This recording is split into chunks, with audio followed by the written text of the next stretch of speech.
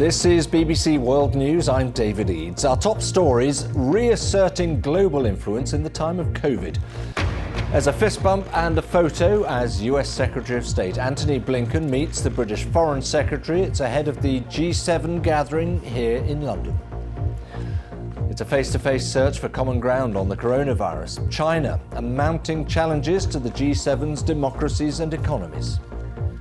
And this is the scene live from London as we await a US-UK joint news conference to get started. Also in the programme, India's Supreme Court orders the federal government to deliver much-needed oxygen supplies to the capital, Delhi. It's back to school for millions of children in France as a number of European countries ease their coronavirus lockdowns, but not all of them. And warnings of a sharp rise in hate crimes against people with Asian backgrounds since the start of the pandemic here in the UK.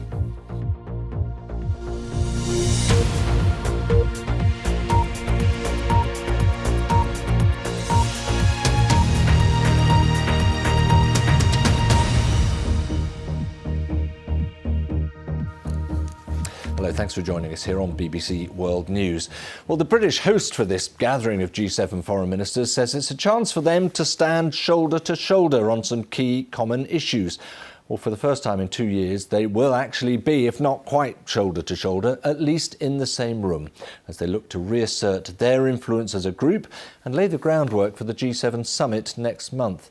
With the US administration eager to share the international stage once again, this gathering, hosted by the Foreign Secretary Dominic Raab, is expected to tackle those challenging relations with China and Russia, not to mention recovering from the coronavirus, also climate change. Our diplomatic correspondent James Landale has this.